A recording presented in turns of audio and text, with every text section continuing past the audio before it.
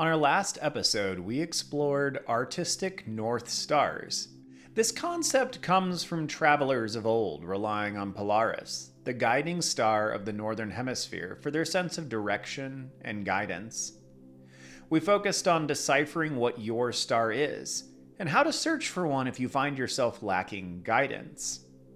In this episode, we are continuing down that path, and focusing on how you actually travel toward your star, how you actually use it to help you with your artistic journey. If you want to pause here and go watch the first episode, that might be a great idea, but this one should stand on its own as well. Right off the bat, this seems to naturally break itself into several points: changing your heading, gaining momentum as you journey towards your star, and triangulating your position upon the path, making subtle changes in your trajectory as needed. As always, my name is Zach, and if this sounds like your cup of tea, artistic problem solving, and just the issues that we as creatives struggle with, please consider liking and subscribing. It really does help. So, changing your heading. I realize I am deep into the metaphor now, so using terminology that very loosely applies to navigating by ship only seems appropriate.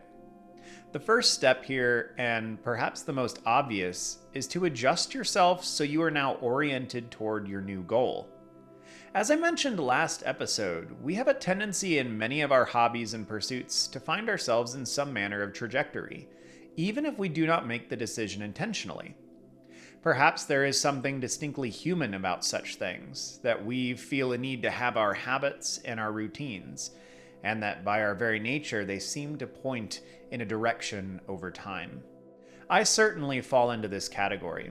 Given even a small amount of time in a new place or situation, I will begin to organize and schedule to make more efficient whatever time I have available to me. Maybe this gives me some sense of control, maybe it's just comfortable. But either way, many of us do this in some large or small way with our art practices. So now you know what you are doing, what star you want to follow at this specific point in your life. It's time to turn your ship toward that star. So how do you actually do that? Start by setting very small and incremental goals and changes into your routine.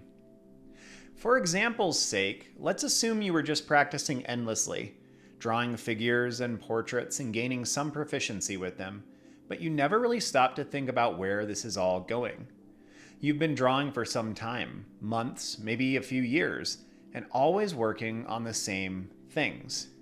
This is many of us, many artists in their 20s or 30s that really want to do something with it. They find themselves slowing down perhaps over time and understanding this deep, innate desire to do something with their artwork.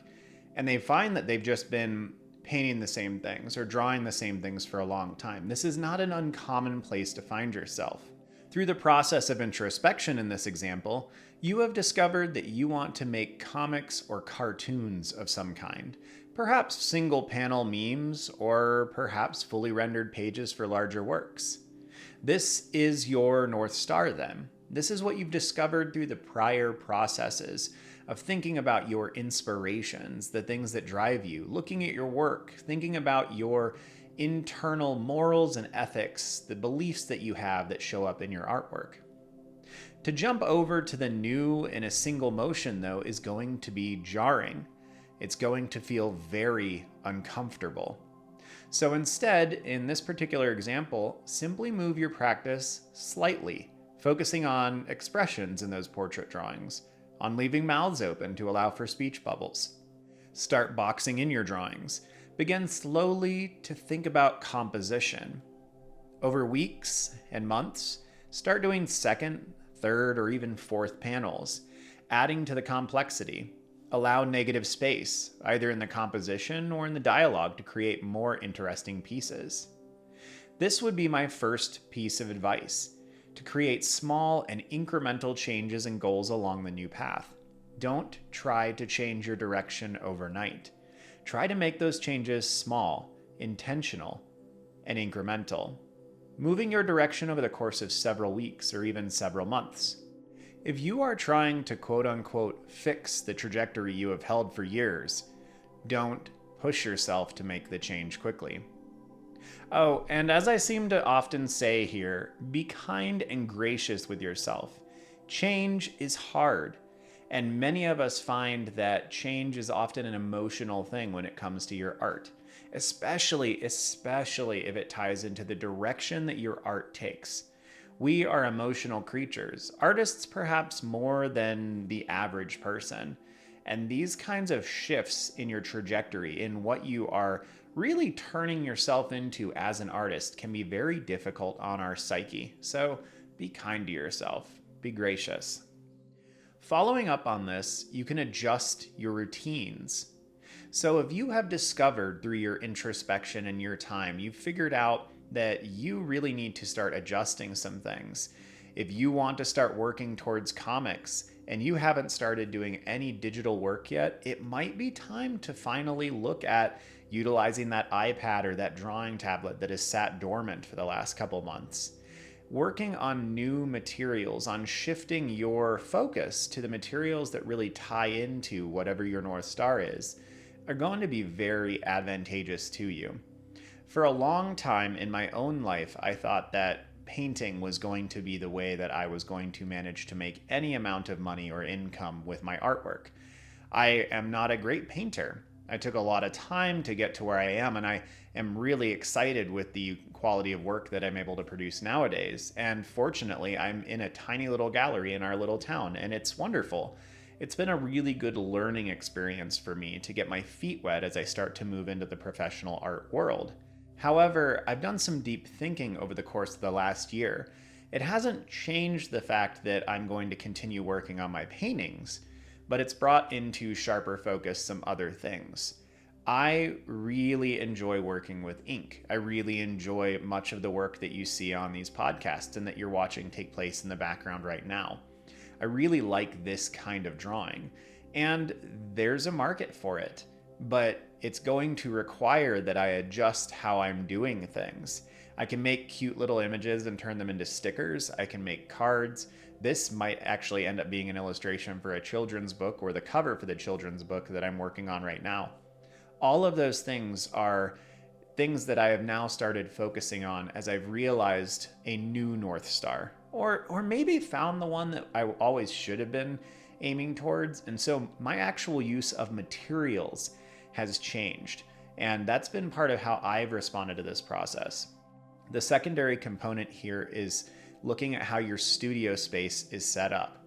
I am well aware that many of you listening right now probably don't have a dedicated room in your house for a studio, and that's fine, that's understandable. For most of my life, for about 33 years, I did not have a room dedicated to art. I do now.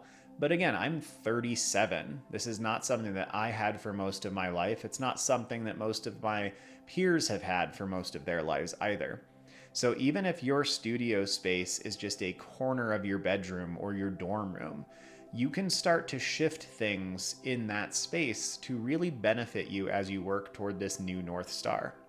In my case, it means not only having the supplies, which are not expensive, ink supplies are not expensive, but it means that I have a lot of jars. I just get old, canning jars, or I clean out salsa containers. Those become the things to hold my Micron pens, to hold my dip pen. I make sure that I've got things set up so it's easy for me to slide into the work. It's easier for me to focus on the things that I've determined are going to allow me to achieve what I want to while I head towards my North Star. In addition, arranging things for references and inspiration materials is very, very beneficial as well. These are a little bit different in how you actually employ them, although they do serve a pretty similar purpose. Reference materials are, of course, going to be the things that you gather that are going to be referred to as you work on your projects. These might be figural poses, that might be examples of other people's pieces. For me, a lot of this stuff is for a piece like this, it's going to be stones, it's going to be pictures of other dragon illustrations, but usually pictures of lizards as well. And then it's going to be pictures that are going to help me with the little girl, Andorra, who's riding on top of this creature.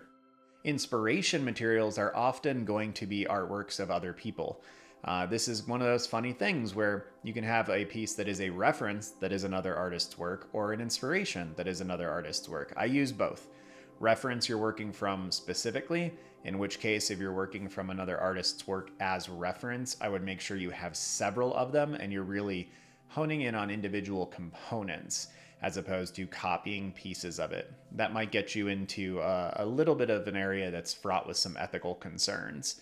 But it's important that you start arranging inspirations and reference material that are in line with the new direction that you're heading. If you don't do that, you might find that you just use the same old reference material you always did. You find inspiration in the same sources that you always did. And maybe there's nothing wrong with that, but if you are trying to adjust your direction, more active steps are probably going to benefit you than leaning on the things that you've always done. Find other artists who cling to your new direction or ideals. So as you start to go down a new path, you've discovered this new North Star that you want to follow, it's going to obviously be beneficial to you to find other people who are doing the same thing. Now, sometimes that's very difficult, and you can just find people that are really dedicated towards their own artistic North Stars. This is what I've done in most of my life, and frankly, I think it's just far more realistic.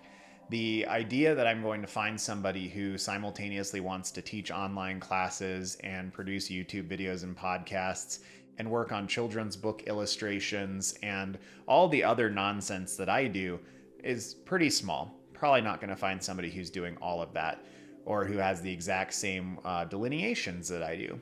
But I can probably find somebody who wants to be an animator, who is at a similar level of skill or a similar place in their pursuit, and we can work alongside each other. That's part of the reason that we have the Discord community that we do. And if you are interested in working along some other artists who are striving and moving forward, some of whom are either professional or on the verge of being professional, others who are probably just going to work on this for the joy of it their whole life, you can check out the link in the description below for our Discord server. It's a wonderful little place. It's a great community for these kinds of things. But finding other people who are either going towards the same dream you are or who are going towards their dream with the same level of dedication is going to be wonderful, and it's going to benefit you. On a tiny little twist of this, you can find professionals who are doing this as well. YouTube is actually a wonderful platform for this because you can find lots of other artists who are either hobbyists or professionals who do the same kind of work that you want to do. You can watch their videos, you can learn from them. In some cases, they have classes that you can pay for. In some really extreme cases, they have classes that you can actually attend online or in person, I guess, if you lived where they live, but that's hardly likely. But those situations are wonderful, and I have benefited tremendously by watching other artists' videos. Artists who are working on the same kinds of things I am. I can just watch how they do something. So much of learning how to do anything with art is just watching another person work through it. Most of my reference material for little characters is just figuring out how a person shows an expression on this character. What happens with the eyes? Does the face shape distort? What's going on? Those kinds of questions are difficult to answer, and there are giants who have roamed the land before us, and we can learn from them. So find other artists who do the kinds of things that you want to do, that you're aspiring to do, and see how they do it. If they have books, I am a huge fan of books, as you might have noticed from some of my videos on the channel, and I collect art books. I'm just now feeling like I'm getting to this point where I can really glean a lot from those art books though. So again, if you have the ability to afford this, to afford taking their classes or purchasing their books, I think it's a really good idea. But there's also a lot of free material on YouTube as well and on other resource websites.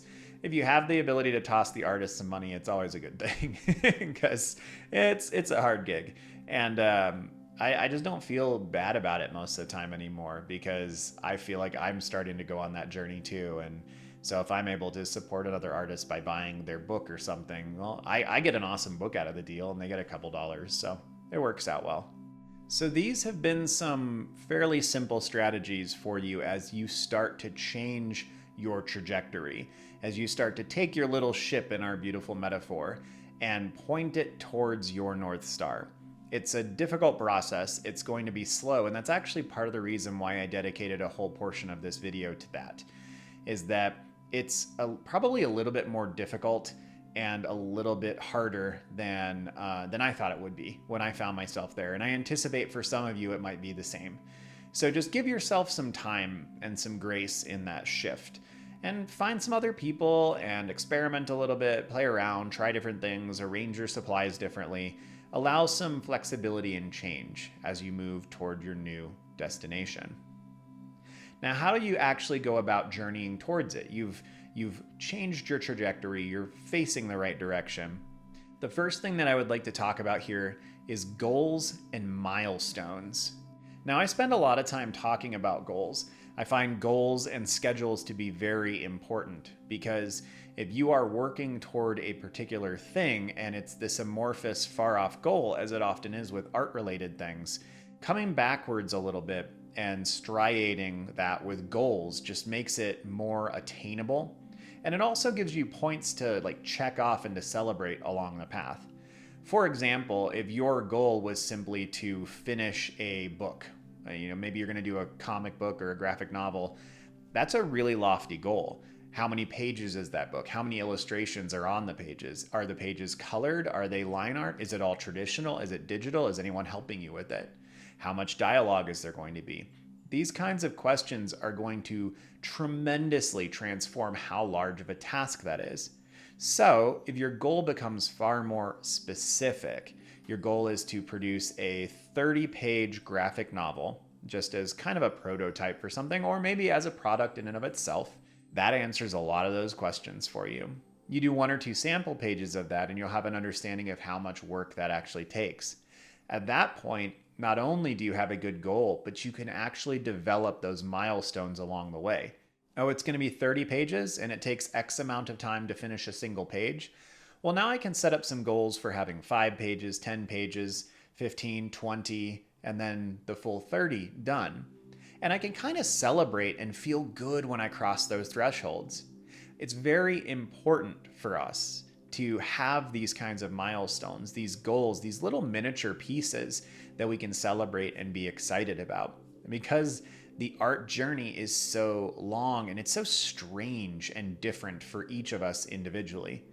For a lot of us, we taste this most when we finish a piece or when we finish a sketchbook. A sketchbook is such an amorphous thing in and of itself.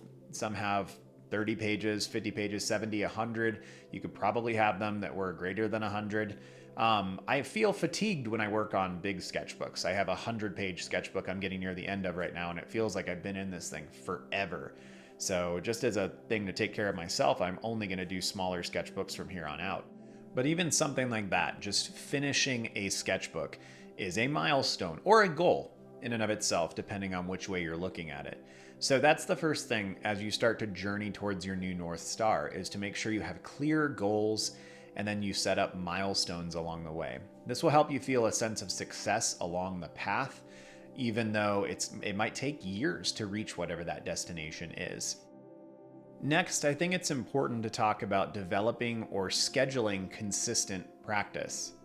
This can take many different forms, but we as artists have some tendencies, shall we say, to struggle with schedules, or rather, to struggle to keep them. I don't belong to this category personally. I love schedules. They make me happy and they remove the decision-making from the equation so that I can engage with what I want to. However, it is very common for artists to struggle with keeping schedules, with maintaining consistency of some kind.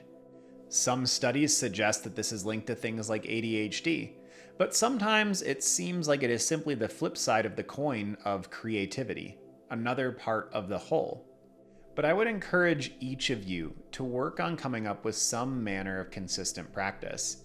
If schedules are something that you can manage, schedules are something that work well for you, then I would encourage you to schedule time weekly or daily, whatever you can fit into your schedule. Set that time aside. Make sure that it's the same amount of time each time. Define the projects or the practice that you work on before you get there. And whether or not you can schedule time frequently, I think that latter portion is what you should focus on. Making sure that when you finally have a moment to sit down, to practice, to work toward your goal, you know what you're going to do. It can be so easy to finally carve out half an hour to work on your drawing or painting, and you pull up to your table and go, well, crap, I don't know what to do right now. So making sure that outside of your studio time, you're able to devise whatever it is that you're going to work on is going to alleviate some of that pressure in the moment. It's going to allow you to keep a consistent practice. For me, lately, this has been the series I'm working on. I've got these illustrations that I work on for the podcast. I've got my series of robots that I've been working on for the sketchbook sessions, but also just for myself.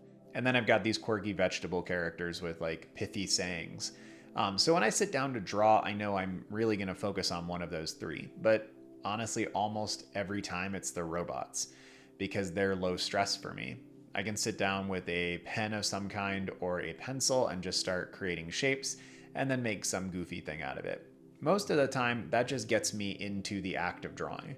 And that's good because I need about 5 to 10 minutes of it, and then things start to kind of unhinge. All of these boundaries and inhibitions in my mind start to kind of fall apart, and I go, okay, like I'm relaxing now, I'm working, I'm creating, I'm feeling the joy that comes with this. It's pretty scattered, honestly. I schedule a lot of my time for making videos and recording things like this really, really strictly. But honestly, my art time is just, I try to make sure that I get in a couple hours a week, and I make sure that it's documented on my spreadsheet to some very limited degree. I used to keep track of everything. I used to keep track of everything to like 15-minute intervals, and I don't think it was productive. I do not think it was good for me. It was a lot of box checking, and it's the extreme side of being literal and legalistic and trying to calculate everything and trying to hone in on, well, if it takes 1,000 hours or 10,000 hours to become proficient, then I'm going to document it all and I'll know when I'm there. It's not how life works. So I would encourage you not to go that far off the deep end, but I would encourage you to find some kind of consistent practice that works for you in whatever your given situation is. The next thing we actually touched on earlier, and it's build a supportive network with accountability as well if you can. This is something that comes up with the Discord community, like I mentioned earlier. If you can find a way to have a group of people who are supportive when you have to learn things, when you have to make difficult decisions in your compositions and in your pieces of art, when you are deciding to do this job versus that job because it's going to allow you to focus on your art more. Those kinds of things are big decisions, and often your family might have some strong opinions on it.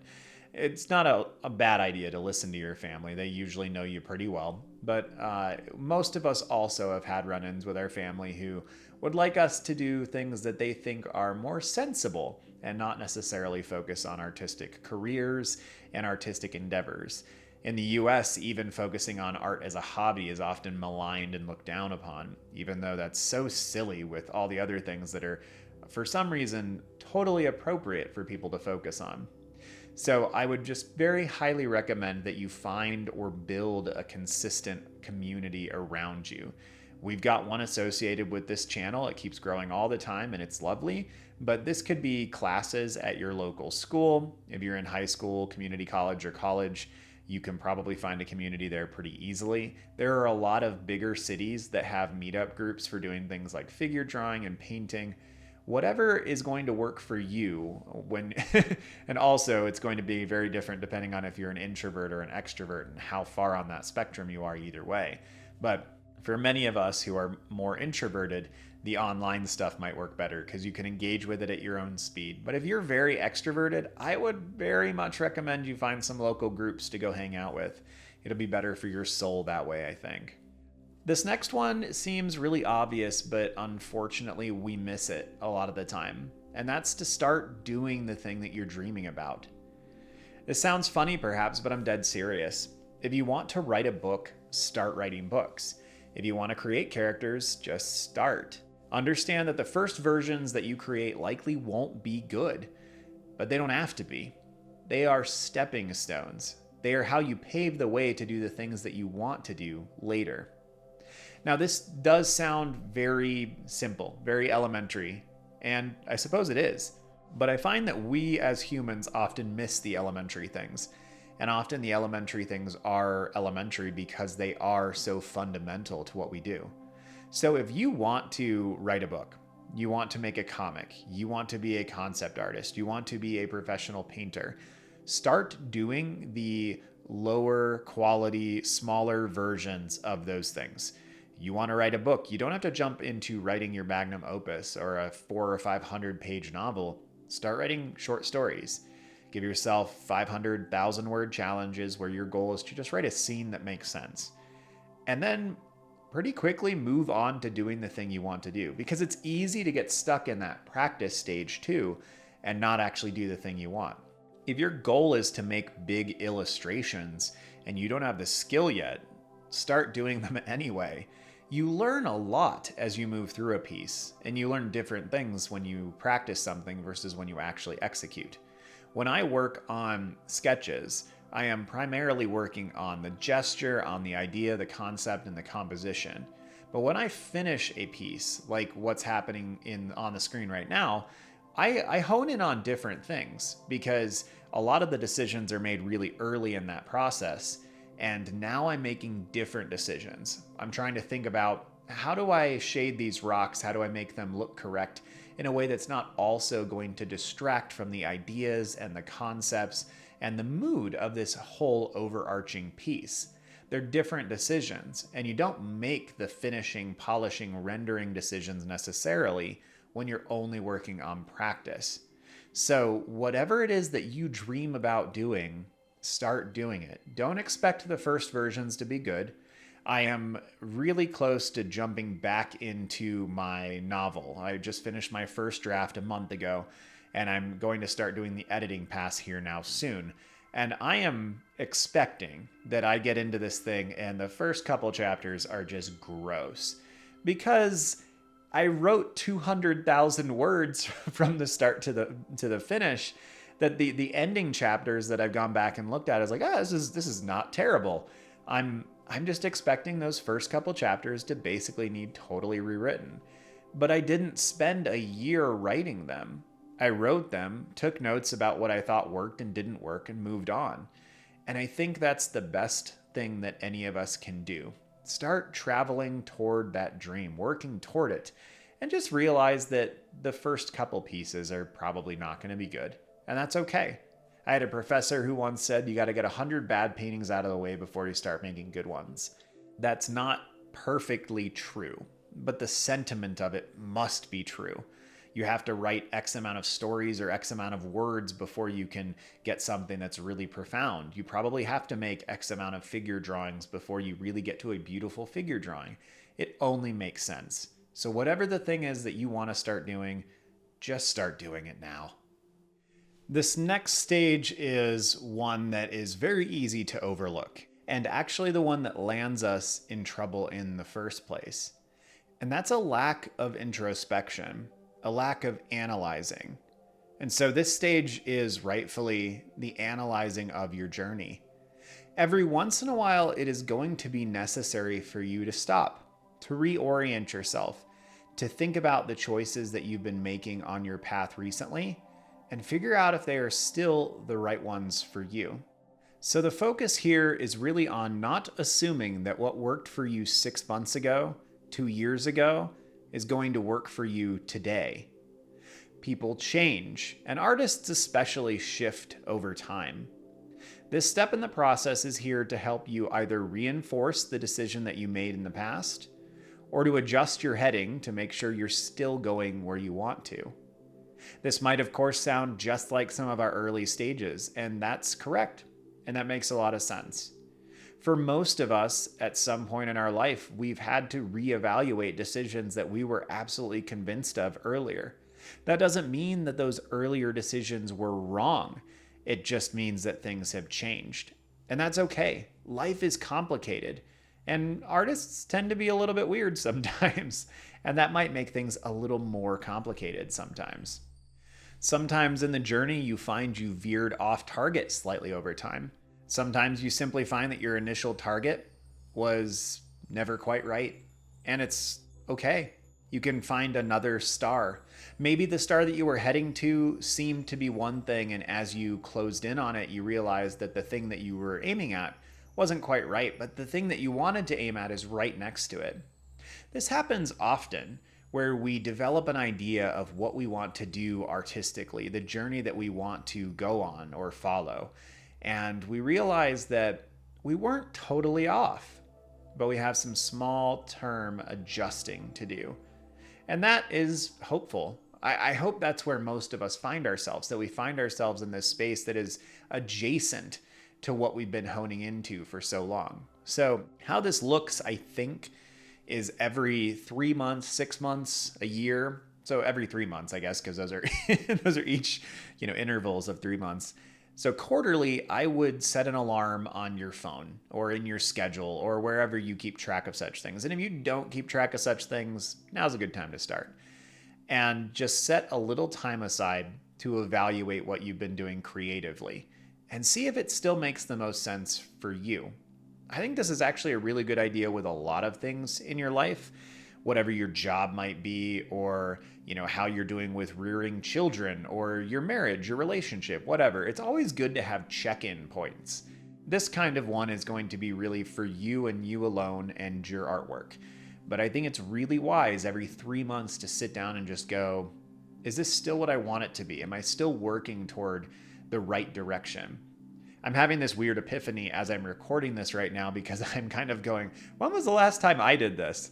Life's been really hectic for the last 6 months, and I'm feeling it right now and feeling the fact that I need to probably sit down and have one of these meetings with myself.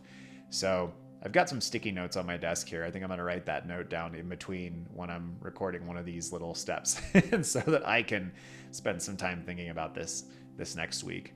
None of us are immune to it. Just because I'm 37 years old and I make YouTube videos doesn't mean anything. Doesn't mean that I know what I want to be doing in 6 months. But hopefully it means I've got a better idea, but I don't know, not necessarily.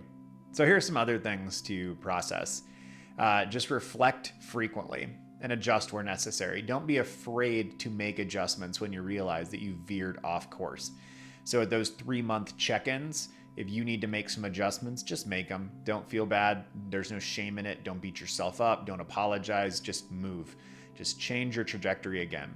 And you don't have to wait for that 3-month checkup to do it. If you are just a couple weeks into something, you realize this component is not going to work for me, don't stick to it. Shift it.